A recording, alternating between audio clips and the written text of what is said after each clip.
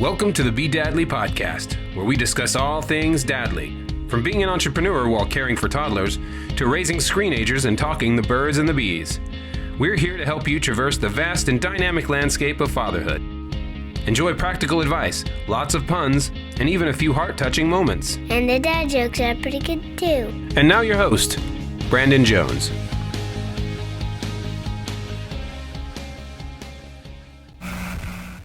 Hello, welcome listeners. This is Brandon Jones. I am your host for the Bedadly podcast. Thank you so much for tuning in. I've got something a little different today to share with you, and that's because something happened in the last 24 hours that I felt I really wanted to share with the listeners. It was a first-time experience for me, although I am sure many of you will relate to this experience from either A, having done it yourself, or B, being a parent who has this happen. And then there's going to be those of you that are worried about this happening in the future. And there's going to just be like a way for all of us to kind of, I think, get something out of this. So let me tell you what happened. And before I do, let me just ask you, if you haven't subscribed already, please do subscribe. And if you can, leave us a review. A written review is amazing because it really does help with the algorithm.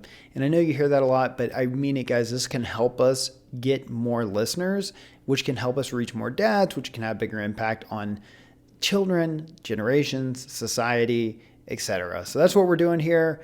Looking to have a positive impact on fathers, society, and generations to come. So with that out of the way, let's get into this crazy, juicy story that happened to me the other night. I am asleep. It's 1:48 a.m. and it's a school night. And I'm woken up by Bethany gasping, going, "Brandon, there's somebody in our window." I lift up and I look, and there is a person with a flashlight in our window. It terrified me. I jumped up, I ran to my closet where I happen to keep a shotgun. I go to grab it and she says, "It's the police." And I'm like, what the hell is the police doing? What are the police doing here in the middle of the night? And they say, hello, police. And I said, "I'll be right there." So I go running to the front door. When I get to the front door, there are two police officers. And they look at me and they say, "Are you Sheldon Smith's father?" Now, I am literally still half awake. I see on the front porch that there is a bike, and this bike is my 5-year-old's bike. There were so many things racing through my head just before they, said anything. I remember thinking, was my garage broken into? Like, how's my little guy's bike out here? Like, what is going on here? And they said, "Are you Sheldon Smith's father?" And of course, immediately I was like, oh my God, it's Sheldon. I said, "Yes." And I was like, "Is he okay?" They immediately told me, they said, "Hey, we have your son. He was found riding his bike down 620. He told us he was trying to get to his girlfriend's house. And we caught him on his way." So I'm feeling myself get angry. Like, are you kidding me, dude? Like, the experience I just had, like someone shining their light in the windows of, is like not a pleasant way to wake up. Let's just say that. And so I said, "Thank you so much for bringing him home. Is he in any trouble?" And they said, "No, there's no criminal trouble here. He was riding without a blinking red light on the back and a white light on the front. And so having no lights on him is actually why we pulled him over." Now I want to get back to that. Well, actually, no, let's get to that. When they pulled my son out of the car and they were talking to him in front of me, they said, "Had you had lights on there, we really would have had no reason to pull you over. And, this is just a welfare check. You don't have any criminal, this is not going to be, counted against you as criminal activity. Your school's not going to find out. You'll be fine." And I felt a little angry, actually. I felt like it almost seemed like they were being permissive and saying, had you had these lights on, well, you could have just, went home on your merry way. Or really to your girlfriend's house on your merry way. And that really kind of frustrated me as a parent. I was like, we shouldn't be like encouraging him or telling him like, hey, if you just follow the legal laws of the road, you can totally ride your bike in the middle of the night. A child, right? I mean, yeah, he's 16, granted, but this is like 1:30 a.m. on a school night. And my son is like 5'7" and a half, 5'8". He looks like a kid. He could even be younger. So it seemed to me like the officer was saying, hey, had you had those lights on and you're a 15-year-old kid, a 16-year-old kid, you can ride around in the middle of the night. And it really kind of upset me, honestly. So that's one thing. I kind of want to get that out of the way because that really bothered me in that moment. So I said, is there anything else? I said, no. I said, thank you very much. They said, thank you. And they left. And then I go inside with my son. I immediately started going through what I knew to do, which is like, I was like, hand over your cell phone. So he hands me a cell phone. Go ahead and disconnect your computer. We're not doing, you're going to lose your computer privileges. So he disconnects his computer. And I said, you really violated our trust tonight. And he goes, yeah, I know. And I said, so you're going to lose anything related to trust. And then the next thought in my head was like, take off his door.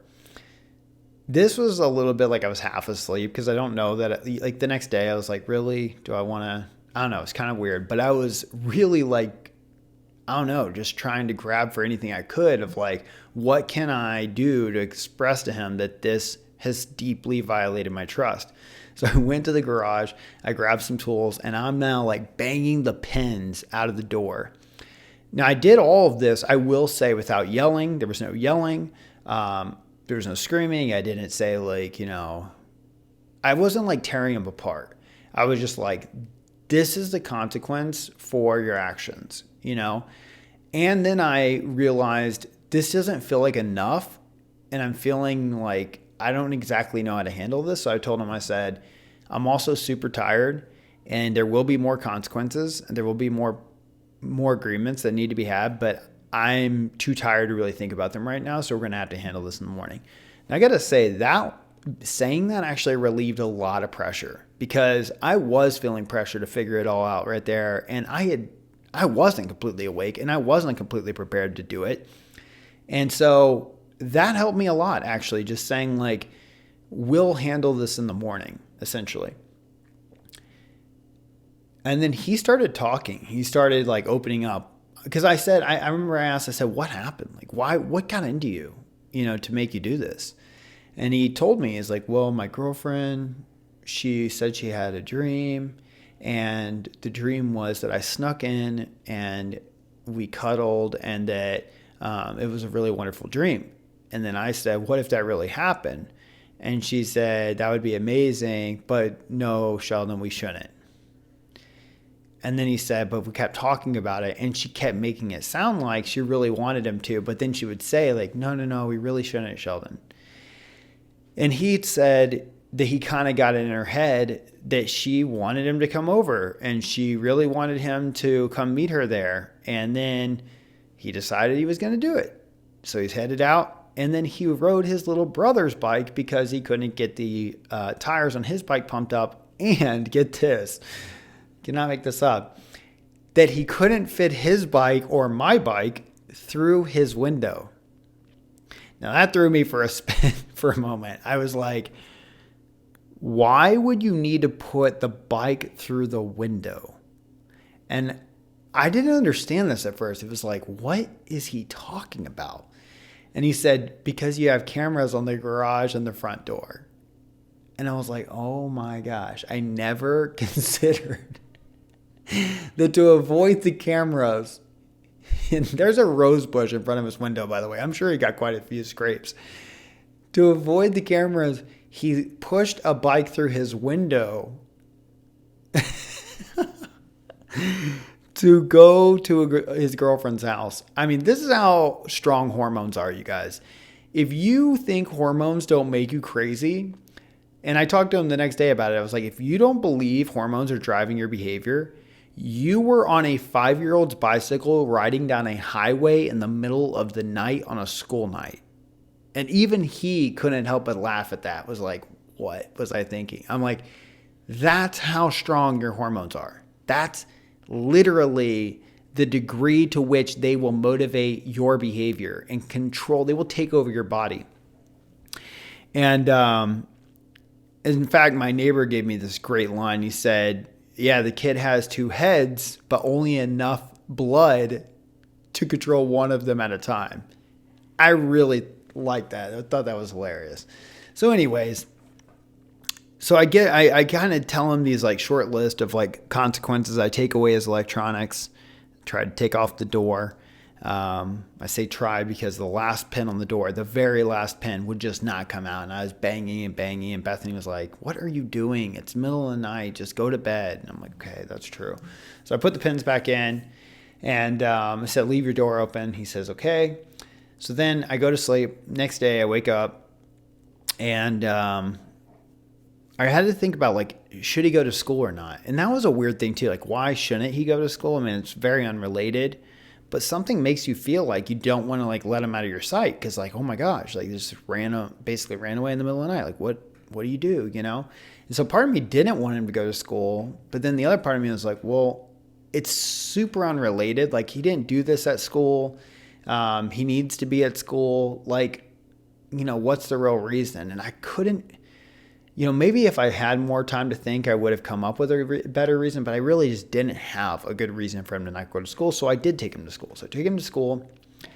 I'm written by one of the teachers who's actually concerned. They're like, hey, I heard Sheldon got arrested last night, which is not true, but you know how teenagers exaggerate things. I don't necessarily know if it was Sheldon or not. I did approach him about it. He says that he was correcting people, but the stories that were going around the school were that he was arrested. So we discuss everything that happened on the way to school. We're still talking about it. And I said, hey, when you get home, we're going to talk about a contract. And I had Googled, like, what do you do when your teenager is sneaking out? And they talked about establishing a contract. And I actually like this idea of just having clear set, like, agreements. Like, this is the curfew in the house. You know, these are the consequences if you break things like curfews. These are the expectations of behavior when it comes to school and grades. And here are the clear set consequences. I was like, you know what? That actually would be very useful. And as adults, we have agreements that we, you know, have to follow. And so I thought that was good. So I said, we're going to create an agreement. And you're going to lose your cell phone for 2 weeks. The computer is 2 weeks. And you won't be able to hang out or go do any social events for 2 weeks. And then while you're at home, since you're not going to be using technology, you're going to do some extra chores in the house. I have a lot of things that you can help me with, and being woken up in the middle of the night is not my favorite thing. I think you need to repair this and make it right. And one of the ways you're going to do that is doing some extra chores. So he's not resistant to any of this. He's like, yeah, I understand. So that's what we've done. I mean, we've really those are all the things we've done. But I want to tell you that the feeling that I've had throughout this thing has been, I haven't crossed this threshold before. And while I think I'm doing a lot of things right, I still don't feel completely confident because I don't know, for example, is what I'm doing effective enough to stop him from doing it again? And what else can I do? One of the other thoughts I have had is to have because the cameras concern him, is to have the security alarm set where if he breaches that window, an alarm goes off and the only person that knows the alarm code is me or Bethany. And so we can just have that alarm code that basically will keep him from like opening a window or doing any of that in the middle of the night, because obviously an alarm will go off. And so that is one thing that I intend to do, just make it a little bit harder on him to sneak out. But I'm just like kind of curious, like, are these consequences strong enough to hold him back or to keep him from trying to do this again? So that is the question. If you have any suggestions, I am wide open to suggestions. You can reach me at social@bedadly.com. That's a great place to put those kinds of things in. social@bedadly.com. So if you have suggestions, I'm open to them. And then if you feel like I did a good job, let me know that too, because this was me doing the best I could. I did have an experience like this. One of the things I wanted to tell you, I did do this when I was younger. And let me know too also if you've done this before. I think it's somewhat normal because I feel like a lot of us did this as a teenager. At some point or another, we snuck out of the house. This is my son's first time doing it, and he gets busted by the police. He has apparently really great luck. But I do remember doing this, and actually when I did it, I got arrested. I actually did get arrested one time because I did it a few times. I got arrested in Cleveland, Oklahoma, and my mother happened to be the dispatcher for the police department that I got arrested in. I snuck out in the middle of the night to go fight with I had a friend that was going to go get into a fight, and he needed backup. So I was going to be backup for this fight. And so I snuck out in the middle of the night when we went to this place that he didn't end up even getting into a fight. They talked a bunch of trash, They talked a bunch of trash, and they ended up basically not fighting. And then we were caught driving around. I don't know what happened, but maybe he had a tail light out or something. And we got pulled over. And then for some reason, I cannot recall exactly why, but the driver was in trouble. And we were underage. So we all were arrested. We were put in the jail. Now, I don't think this went on my record or anything. I don't think it was like that. It was more like, hey, you're 16 years old or whatever. You're not with your family. You're going to jail and they're picking you up from here. A small town. So my mother came, and she had enough time from the time she left the house to there that she had stewed quite a bit, and she gave it to me when she got there. She spanked me up and down, and I was 16 years old, maybe even 17. And it was super embarrassing in front of all my friends, the police officer. It was awful. And I also had it in my mind that I was going to do the right thing because I was protecting my friend.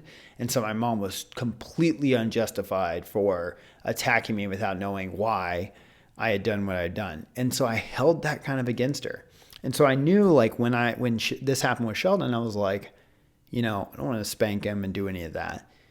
How am I going to handle this? So I do believe I handled it better. Love you, Mom. We get to show each other how to do things better. And I think, my mom, I think, did it to the best that she could. And also, she worked for the police department. This was in front of her colleagues. I mean, that was super embarrassing. And